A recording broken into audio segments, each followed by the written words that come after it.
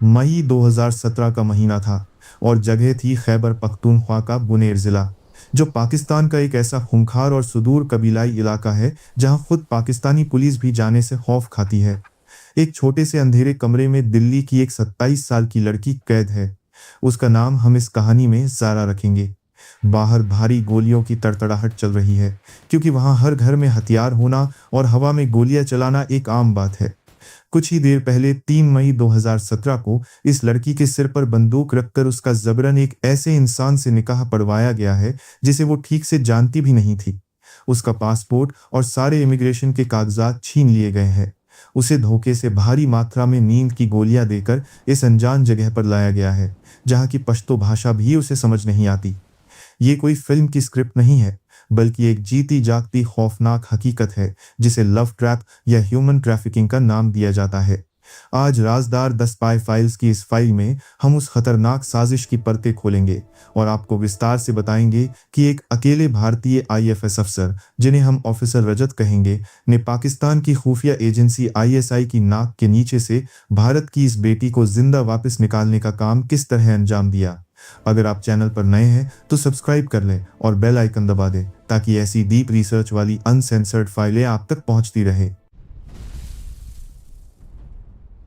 इस खौफनाक साजिश की नींव पाकिस्तान की जमीन पर नहीं, बल्कि वहां से हजारों किलोमीटर दूर मलेशिया में रखी गई थी। ये कोई सड़क पर होने वाला आम अपहरण नहीं था, ये एक डीप साइकोलॉजिकल ट्रैप था।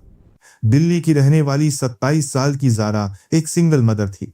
उसकी जिंदगी का इकलौता मकसद अपनी छोटी बच्ची को बचाना था, जो थैलेसीमिया नाम की एक बेहद गंभीर और जानलेवा बीमारी से जूझ रही थी।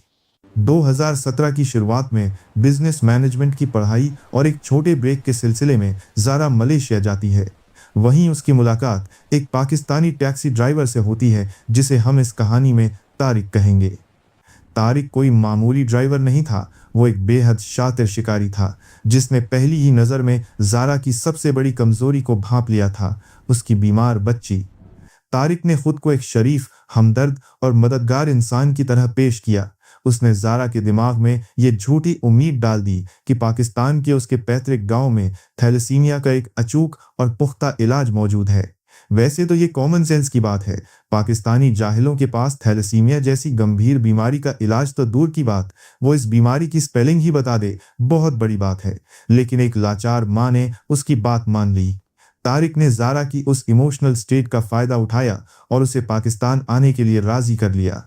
अब यहाँ आपको एक बहुत ही बारीक टेक्निकल डिटेल समझाता हूँ, ताकि आप समझ सकें कि अंतर्राष्ट्रीय स्तर पर यह जाल कितना गहरा और लीगल तरीके से बिछाया गया था। कोई भी आम भारतीय नागरिक सिर्फ टूरिस्ट वीज़ा लेकर पाकिस्तान के सुदूर कबीलाई इलाके जैसे खैबर पख्तूनख्वा के बुनेर ज़िले में नहीं जा सकता। वहां जाने के लिए एक खास स्पॉन्सर लेटर की ज़रूरत होती है, जिसमें वहां का कोई स्थानीय नागरिक आपकी पूरी गारंटी देता है। तारिक ने एक बेहद सुनियोजित साजिश के तहत अपने पिता के हस्ताक्षर वाला एक स्पॉन्सर लेटर दिल्ली स्थित पाकिस्तानी एम्बेसी में भिजवाया। इस सरकारी कागज में यह सफेद झूठ लिखा गया था कि ज़ारा की कोई रिश्तेदार पाकिस्तान में मौत के मुंह में है और उसका वहां आना बेहद जरूरी है। ये महज एक कागज नहीं था, ये ज़ारा की आज़ादी का डेथ वारंट था, जिसे खुद उसने अनजाने में साइन कर दिया था। 1 मई 2017 का दिन था जब ज़ारा वाघा बॉर्डर पार करके पाकिस्तान की ज़मीन पर कदम रखती है। बॉर्डर के उस पार तारिक एक कार लेकर उसका इंतजार कर रहा था। ये वो पल था जब ज़ारा को लग रहा था कि वो अपनी बीमार बच्ची के इलाज के करीब पहुंच रही है, लेकिन असल में वो एक खौफनाक मौत के कुएं में उतर रही थी। सफर शुरू होते ही तारिक ने एक बेहद शातिर और मनोवैज्ञानिक चाल चली। उसने ज़ारा से कहा कि खैबर पख्तूनख्वा के बुनेर का रास्ता बहुत घुमावदार और पहाड़ी है, जिससे उसे मोशन सिकनेस या उल्टी हो सकती है। इस बहाने उसने ज़ारा को एक दवा दी। ज़ारा ने बिना किसी शक के वो दवा खा ली, लेकिन वो कोई आम मोशन सिकनेस की दवा नहीं थी, बल्कि एक बेहद हैवी डोज स्लीपिंग पिल थी। एक झटके में ज़ारा का अपने दिमाग और शरीर से कंट्रोल खत्म हो गया और वो गहरी बेहोशी में चली गई। करीब 8 घंटे बाद जब ज़ारा की आंख खुली तो रात के 10 बज चुके थे। वो एक अनजान, अंधेरी और खौफनाक जगह पर थी। ये खैबर पख्तूनख्वा का बुनेर इलाका था, जो अफगानिस्तान बॉर्डर के बेहद करीब स्थित एक सुदूर कबीलाई इलाका है। ये एक ऐसा खूंखार इलाका है जहां पाकिस्तान का अपना कानून भी काम नहीं करता और जहां पुलिस जाने से भी खौफ खाती है। वहां पहुंचने के बाद जारा को सबसे पहला झटका तब लगा जब उसने देखा कि वहां के लोग पश्तो जैसी एक अजीब सी भाषा बोल रहे थे जो उसे बिल्कुल समझ नहीं आ रही थी। इलाके के हर घर में AK-47 जैसे हथियार होना आम बात थी और बाहर लगातार गोलियों की तड़तड़ाहट गूंज रही थी। जारा का संपर्क पूरी दुनिया से पूरी तरह कट चुका था। इसी खौफनाक माहौल में जारा के सामने उस घिनौने सच सा पर्दा उठा जिसने उसकी रूह को झकझोर कर रख दिया। मलेशिया में हमदर्द और शरीफ दिखने वाला तारिक कोई कुंवारा इंसान नहीं था। वो पहले से ही शादीशुदा था और 4 बच्चों का बाप था। जिन बच्चों को तारिक ने मलेशिया में अपने मरे हुए भाई के बच्चे बताया था, वो असल में उसी के थे। जारा समझ चुकी थी कि वो एक भयानक ह्यूमन ट्रैफिकिंग और लव ट्रैप का शिकार हो चुकी है। जारा ने जब इस धोखे का विरोध करने की कोशिश की तो उसका सारा सामान और सबसे अहम दस्तावेज, उसका भारतीय पासपोर्ट तुरंत छीन लिया गया। एक भारतीय नागरिक की पहचान छीनकर उसे एक छोटे से अंधेरे कमरे में कैद कर दिया गया। 2 मई 2017 को उसके साथ बेहद अमानवीय और बर्बर व्यवहार किया गया। उसे बुरी तरह पीटा गया, बेसुध कर दिया गया और उसका यौन शोषण किया गया। अगले ही दिन यानी 3 मई 2017 को तारिक अपने कुछ हथियारबंद रिश्तेदारों के साथ उस कमरे में घुसा। उन्होंने जारा के सिर पर सीधे पिस्तौल रख दी। एक 27 साल की अकेली भारतीय महिला जिसके पास न अपना पासपोर्ट था न ही किसी से मदद मांगने का कोई जरिया। मौत के उस खौफनाक साए में गन पॉइंट पर जारा को जबरदस्ती एक निकाहनामे पर साइन करने के लिए मजबूर कर दिया गया। एक बीमार बच्ची के इलाज की उम्मीद में आई एक भारतीय मां को अब एक 4 बच्चों के बाप की गुलाम बना दिया गया था। ये सिर्फ एक महिला का अपहरण नहीं था, बल्कि ये एक भारतीय नागरिक के मानव अधिकारों का सबसे क्रूर हनन था जिसे एक सोची समझी साजिश के तहत अंजाम दिया गया था।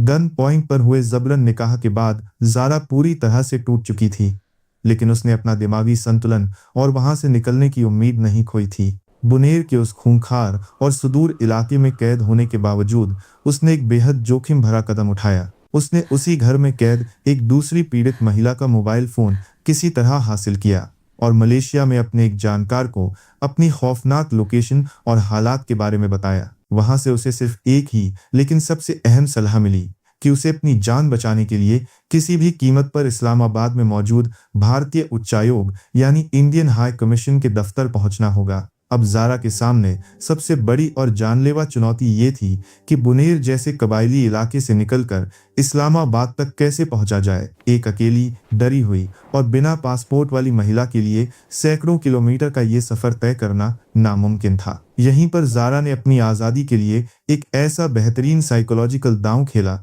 जिसे हम द मास्टर स्ट्रोक कहेंगे। जारा ने उन खौफनाक दिनों में एक बात बहुत करीब से नोट कर ली थी कि तारिक और उसका परिवार क्रूर होने के साथ साथ बेहद लालची भी है। उसने तारिक की इसी मनोवैज्ञानिक कमजोरी को अपना सबसे बड़ा हथियार बनाया। जारा ने तारिक को एक बहुत ही चालाकी से बुनी हुई झूठी कहानी सुनाई। उसने तारिक से कहा कि इस्लामाबाद में मौजूद इंडियन हाई कमीशन में उसका एक भाई अदनान काम करता है। इसके बाद जारा ने तारिक के दिमाग में लालच का बीज बोते हुए कहा कि भारतीय परंपरा के अनुसार शादी के बाद लड़की का परिवार लड़के को शगुन के तौर पर भारी रकम देता है। जारा ने उसे पूरे यकीन के साथ बताया कि उसका भाई अदनान हाई कमीशन में उनके लिए भारी कैश लेकर बैठा है और अगर वे दोनों वहां जाते हैं तो वो उन्हें न सिर्फ मोटी रकम देगा बल्कि भविष्य में भारत जाने के लिए तारिक का वीजा भी बहुत आसानी से प्रोसेस करवा देगा। यह मैं आपको हॉस्टेज साइकोलॉजी यानी बंधक मनोविज्ञान का एक बहुत अहम पहलू समझाता हूँ। जब कोई अपहरणकर्ता अपने शिकार को शारीरिक और मानसिक रूप से बुरी तरह प्रताड़ित कर देता है तो उसे ये भ्रम हो जाता है कि शिकार पूरी तरह से टूट चुका है और अब पूरी तरह उसके कंट्रोल में है। तारिक भी इसी घातक ओवर कॉन्फिडेंस का शिकार हो गया था। उसे लगा कि जारा पूरी तरह उसकी गुलाम बन चुकी है और सच में अपनी जान बचाने के एवज में उसे भारी पैसा दिलवाना चाहती है। पैसों और भारतीय वीजा के लालच ने तारिक की सतर्कता और सोचने समझने की ताकत को बिल्कुल अंधा कर दिया था। ये जारा की सूझबूझ का सबसे बड़ा मास्टर स्ट्रोक था।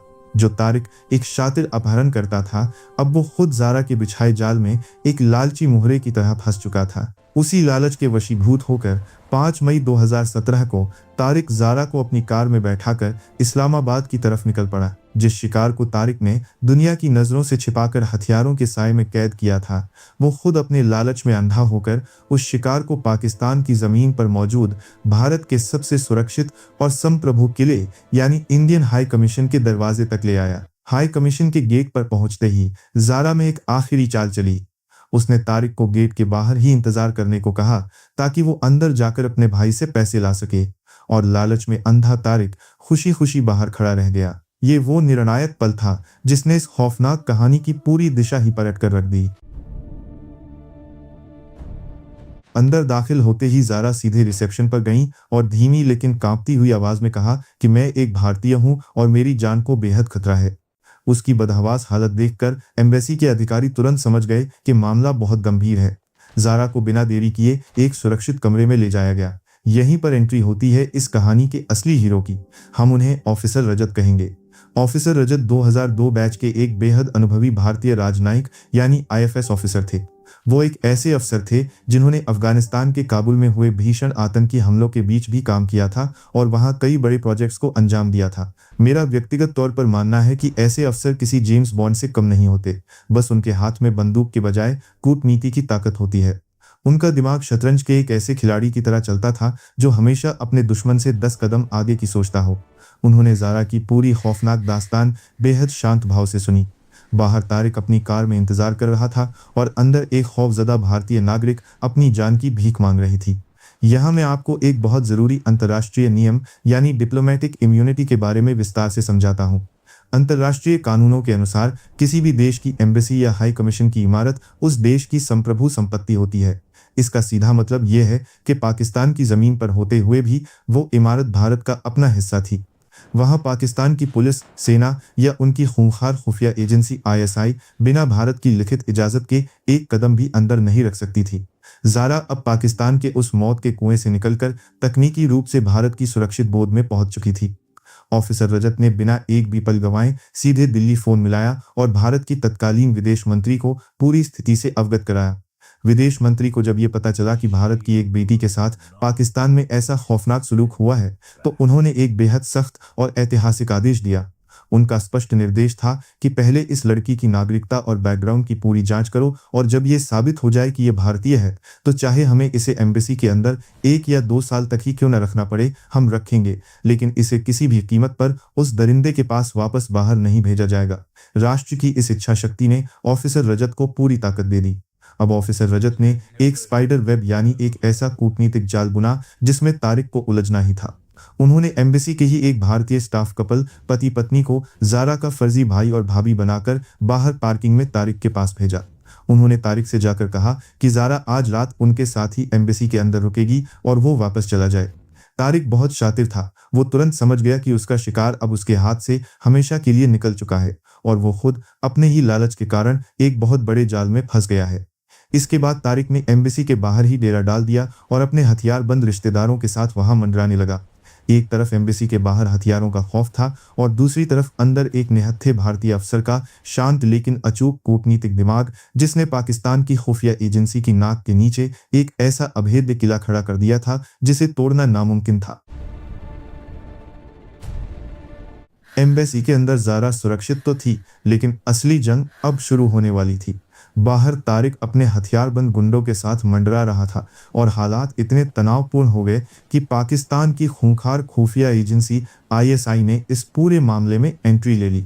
आईएसआई के आला अधिकारियों ने एक खौफनाक थियरी गढ़ दी कि जारा कोई आम लाचार महिला नहीं है, बल्कि एक हाई प्रोफाइल भारतीय जासूस है जिसे खैबर पख्तूनख्वा जैसे संवेदनशील कबीलाई इलाकों में नेटवर्क बनाने के लिए भेजा गया था। उस वक्त भारत और पाकिस्तान के बीच पहले से ही कुलभूषण जाधव के मामले को लेकर अंतर्राष्ट्रीय अदालत यानी आईसीजे में बेहद तनावपूर्ण माहौल था। एक छोटी सी चूक और जारा को जासूसी के झूठे केस में फंसाकर हमेशा के लिए पाकिस्तान की किसी अंधेरी जेल में सड़ा दिया जाता। यहाँ मैं आपको एक बहुत बारीक लेकिन खतरनाक कानूनी पेच समझाता हूँ, जिसे समझे बिना आप इस जियोपॉलिटिकल चेस गेम की असली गहराई को नहीं समझ पाएंगे। पाकिस्तानी कानून के मुताबिक किसी भी शादीशुदा महिला को देश छोड़ने या यात्रा करने के लिए अपने पति की आधिकारिक इजाजत लेना अनिवार्य होता है। तारिक इसी कानून के पीछे छिपकर जारा को हमेशा के लिए अपना गुलाम बनाए रखना चाहता था। अगर ऑफिसर रजत भावनाओं में बहकर अपनी ताकत दिखाते या एम्बेसी से बाहर जारा को निकालने का कोई गुप्त या गैरकानूनी रास्ता अपनाते तो दोनों देशों के बीच युद्ध जैसे हालात बन सकते थे। यहीं पर भारतीय कूटनीति ने अपना सबसे अचूक और धारदार हथियार निकाला, जिसे कूटनीतिक भाषा में लॉफेयर कहते हैं। लॉफेयर का मतलब है दुश्मन के देश में उसी के कानूनों और उसी के कोड का इस्तेमाल करके उसे कानूनी और कूटनीतिक मात देना। ऑफिसर रजत ने बहुत ही चालाकी से एक स्थानीय पाकिस्तानी वकील शाहनवाज नून को हायर किया और सीधे इस्लामाबाद हाईकोर्ट में केस दायर कर दिया। वकील ने अदालत में एक बेहद शानदार और रणनीतिक दलील दी। उसने ये नहीं कहा कि भारत की महिला को बचाओ, बल्कि उसने जज से कहा कि अगर इस महिला को इंसाफ नहीं मिला तो अंतर्राष्ट्रीय स्तर पर पूरी दुनिया के सामने पाकिस्तान की प्रतिष्ठा मिट्टी में मिल जाएगी। अदालत के अंदर का माहौल किसी सस्पेंस थ्रिलर से कम नहीं था। 19 मई 2017 को जारा ने अदालत में 6 पन्नों का अपना विस्तृत लिखित बयान दर्ज कराया। इसमें उसने खौफनाक सच बयान किया कि कैसे वाघा बॉर्डर पार करते ही उसे ड्रग्स देकर बेहोश किया गया, कैसे उसे पीटा गया और गन पॉइंट पर जबरन निकाहनामे पर दस्तखत कराए गए। अदालत में घबराए हुए तारिक ने जज के सामने एक आखिरी चाल चली। उसने कहा कि वो अपनी पत्नी जारा से अकेले में बात करके गलतफहमियां दूर करना चाहता है। ये बंधक बनाने वालों की एक पुरानी चाल होती है ताकि वे शिकार को डरा धमका सके। लेकिन जज ने जब जारा से पूछा तो उसने साफ और दो टोक शब्दों में इनकार कर दिया।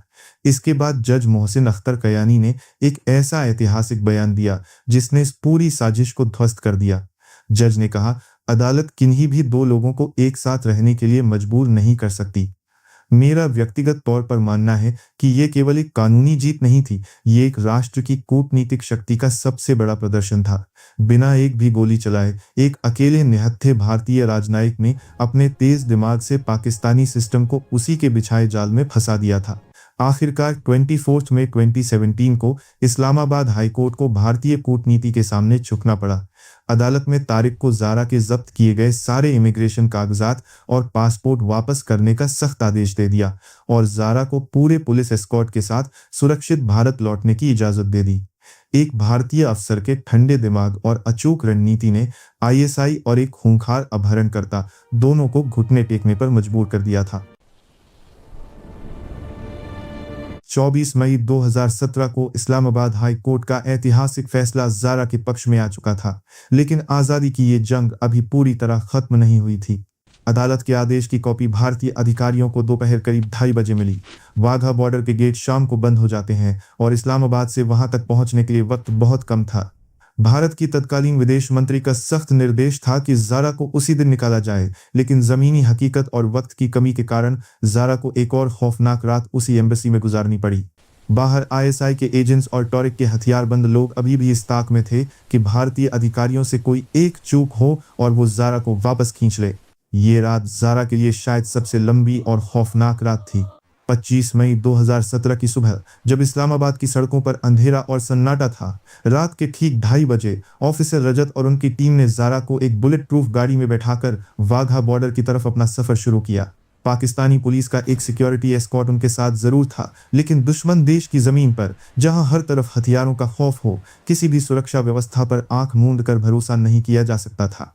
ऑफिसर रजत का दिमाग एक ग्रैंड मास्टर की तरह लगातार 10 कदम आगे की सोच रहा था। हर एक चेक पॉइंट और हर एक सुनसान सड़क पर दिल की धड़कनें तेज हो रही थीं। करीब 5 घंटे के इस हाई टेंशन सफर के बाद सुबह 7:30 बजे उनका काफिला अमृतसर के पास वाघा बॉर्डर पहुंच गया, लेकिन बॉर्डर के भारी गेट सुबह 9:30 पर खुलने थे। इंतजार की वो 2 घंटे किसी भी थ्रिलर से ज्यादा खौफनाक थे।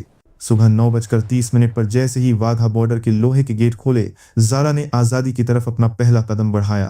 पाकिस्तान की उस खौफनाक कैद से निकलकर जैसे ही उसने अपने वतन की मिट्टी को चूम लिया, ये दृश्य महज एक तस्वीर नहीं था, ये भारत की उस अजेय कूटनीति और राष्ट्रीय शक्ति का प्रतीक था जिसने अपने एक निहत्थे नागरिक को मौत के कुएं से जिंदा निकाल लिया था। भारत की विदेश मंत्री ने खुद उसे गले लगाया और उसे भारत की बेटी कहा। दिल्ली लौटकर जारा ने पूरी दुनिया के सामने बताया कि पाकिस्तान एक ऐसा डेथ ट्रैप है जहां जाना तो आसान है, लेकिन वापस लौटना लगभग नामुमकिन। जिस शक्तिशाली राष्ट्र और उसकी मशीनरी ने जारा को बचाने के लिए पूरी पाकिस्तानी सत्ता को घुटनों पर ला दिया, उसी जारा को भारत लौटने के बाद उसके अपने एनआरआई पिता और खून के रिश्तों ने पूरी तरह त्याग दिया। उसके परिवार ने उससे सारे संपर्क खत्म कर लिए। आज वो दिल्ली के एक छोटे से इलाके में अपनी बीमार बच्ची के इलाज के लिए अकेले संघर्ष कर रही है और उसी के नाम पर एक ब्यूटी पार्लर चलाती है। ये खौफनाक कहानी हमें ये सिखाती है कि जब इंसान के अपने लोग उसका साथ छोड़ देते हैं, तब एक मजबूत और ताकतवर देश ही उसकी आखिरी ढाल बनता है। ये नए भारत की उस खामोश लेकिन घातक कूटनीति की जीत थी, जिसने ये साबित कर दिया कि भारतीय पासपोर्ट सिर्फ एक कागज का टुकड़ा नहीं, बल्कि हर एक नागरिक की सुरक्षा की अजेय गारंटी है। ये घटना बताती है कि जब राष्ट्र की मशीनरी अपने नागरिकों के पीछे खड़ी होती है, तो दुनिया की कोई भी ताकत, कोई भी लव ट्रैप या कोई भी खौफनाक साजिश कामयाब नहीं हो सकती। ऑफिसर रजत जैसे साइलेंट वॉरियर्स आज भी दुनिया के अलग अलग कोनों में इसी तरह हमारी सुरक्षा कर रहे हैं। राजदार द स्पाई फाइल्स की ये फाइल अब यहीं बंद होती है। अगर आपको ये डीप डाइव केस स्टडी पसंद आई हो तो वीडियो को लाइक करें, शेयर करें और चैनल को सब्सक्राइब करना न भूलें। हम मिलेंगे एक और डार्क और सीक्रेट फाइल के साथ। जय हिंद।